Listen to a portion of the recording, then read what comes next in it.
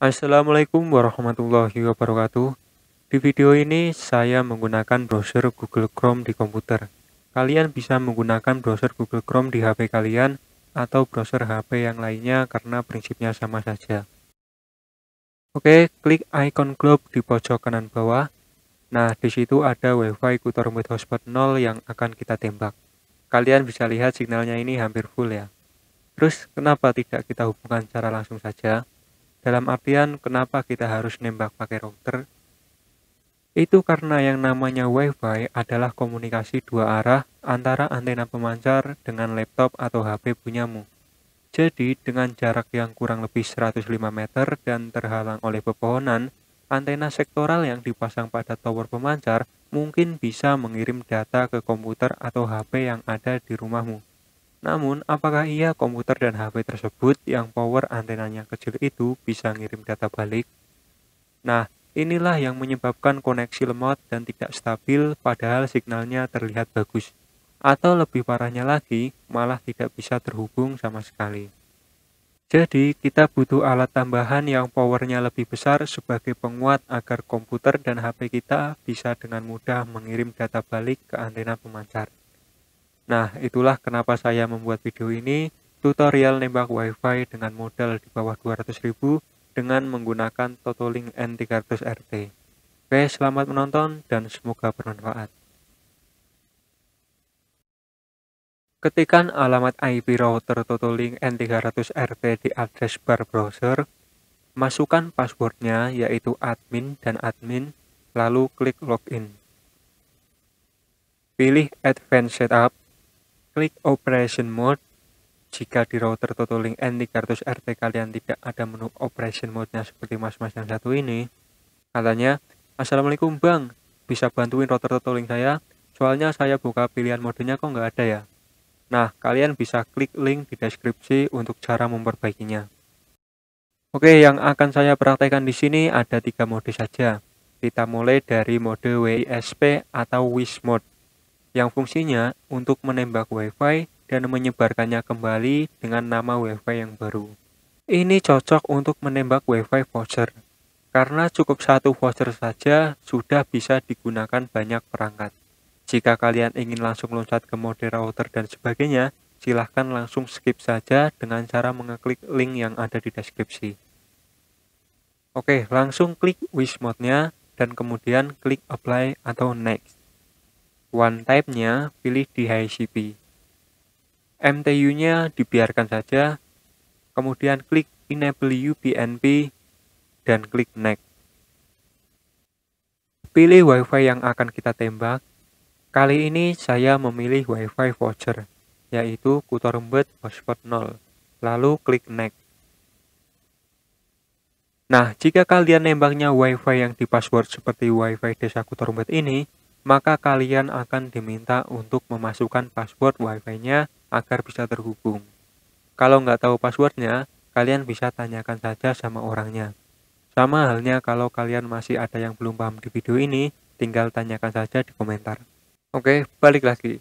Untuk SSID ini maksudnya adalah nama WiFi baru hasil nembak yang akan kita buat. Kita ganti namanya terserah kita. Kemudian broadcast SSID-nya kita klik disable jika ingin menyembunyikan nama WiFi kalian.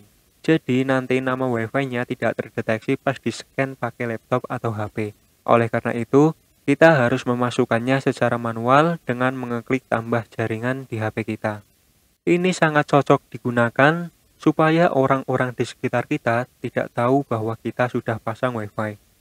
Jadi mereka nggak bakal minta passwordnya apa.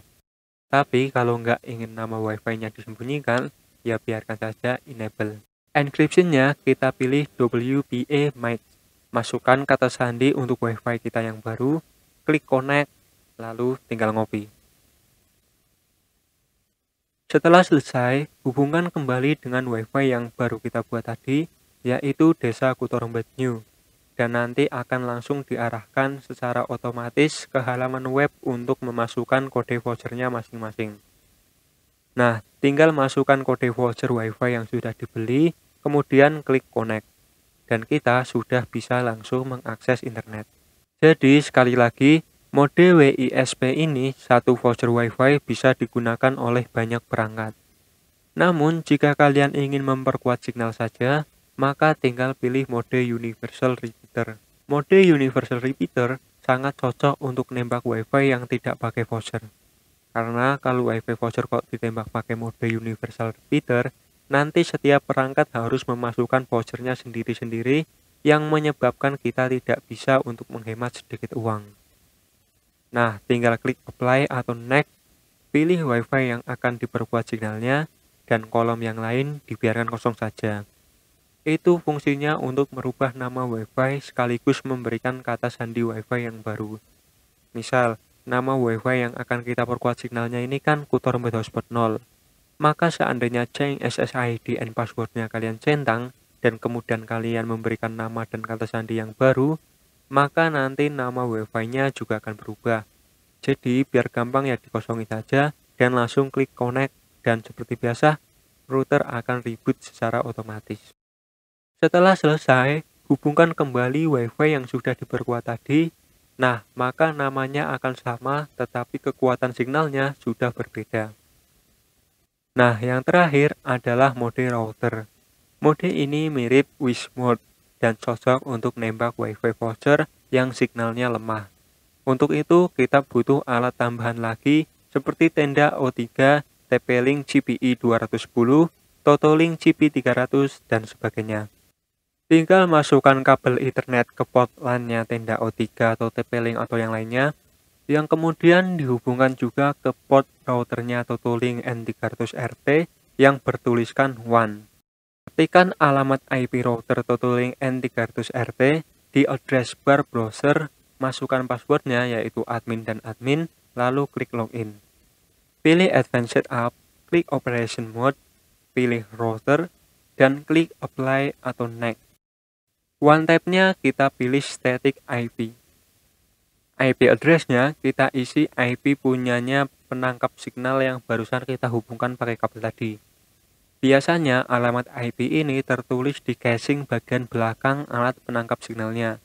Jadi tinggal lihat saja secara langsung. Terus pengaturan yang lainnya samakan saja seperti ini. Kemudian klik Next. Nama Wi-Fi-nya kita ganti terserah. Encryption-nya kita pilih WPA MIC. Kemudian buat kata sandi baru, klik Connect, lalu tunggu sampai router selesai reboot. Setelah selesai, hubungkan dengan Wi-Fi yang baru kita buat. Dan jika berhasil, maka akan dihubungkan secara otomatis. Untuk mode IP tidak saya praktekkan karena jarang sekali digunakan untuk menembak Wi-Fi. Oke, kita lanjut ke cara memaksimalkan pengaturan Toto-Link N300RT. Untuk bandnya kita pilih teknologi terbaru yang paling bawah. Channel width-nya mau pilih 20 MHz atau 40 MHz, tergantung. Kita lihat dulu apakah banyak Wi-Fi yang berseliweran. Kalau banyak seperti ini, pilih 20 MHz untuk meminimalkan interferensi Wi-Fi lain yang dapat mengganggu. Kalau di sekitarmu hanya ada sedikit Wi-Fi, 40 MHz lebih baik karena lebih cepat sedikit. Untuk region-nya, pilih bebas. Untuk channel-nya, kita pilih channel yang tidak overlapping, yaitu 1, 6, atau 11. Untuk beacon interval, kita ganti 50 agar mengurangi lag. Preamble-nya pilih yang long agar dapat memeriksa kesalahan jaringan dengan lebih baik. Untuk IAPP atau Inter Access Point Protocol, ini fungsinya agar bisa pindah-pindah IP tanpa kehilangan koneksi.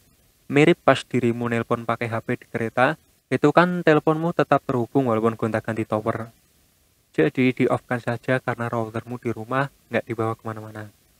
Untuk short GI, wajib di-enablekan agar lebih cepat sedikit. Kemudian, WLAN partition-nya kita matikan demi keamanan file yang ada di komputer kita. 20 atau 40 MHz coaxius, ini fungsinya untuk pindah channel width antara 20 atau 40 MHz secara otomatis. Karena kita tadi sudah memilih 20 MHz, yaudah matikan saja biar fokus ke 20 MHz. Kemudian TX beamforming wajib diaktifkan biar signalnya fokus ke perangkat kita. Dan yang terakhir ada RF output power, pilih 100% saja, boros listrik sedikit nggak masalah, yang penting routernya kerja maksimal. Dan untuk yang tidak saya jelaskan, itu karena pengetahuan saya masih sangat minim alias belum tahu apa-apa. Oke, yang terakhir, saya rekomendasikan untuk mengganti password login routernya dulu. Dengan cara klik sistem, kemudian cari yang namanya password setting, terus masukkan username dan kata sandi yang sekarang, dan masukkan username dan kata sandi yang baru. Kata sandi yang baru dimasukkan 2 kali, kemudian klik apply. Oh ya, kalian juga bisa membuat orang lain agar tidak bisa terhubung dengan WiFi kalian. Caranya, blokir orang itu di menu akses kontrol. Atau kalau mau yang secara halus, bisa ngeblok pakai mark filtering. Nanti efeknya orang lain masih bisa terhubung ke WiFi kalian, tetapi tidak bisa terhubung ke internet. Atau kalau mau lebih halus lagi, kalian sembunyikan saja nama WiFi kalian agar tidak muncul di HP orang lain. Tetapi saran saya pakai 2 nama WiFi yang berbeda. Satu kita sembunyikan khusus untuk kita sendiri, yang satunya biarkan terbuka dan nggak usah dikasih password biar tetangga bisa nebeng. Cukup kecepatannya saja yang kita batasi. Oh ya, Totolink N300RT ini bisa membuat sampai 5 nama WiFi yang berbeda-beda. Oke, cukup sekian yang dapat saya sampaikan. Apabila ada kesalahan, mohon maaf dan jangan sungkan untuk mengoreksi. Terima kasih sudah menonton. Wassalamualaikum warahmatullahi wabarakatuh.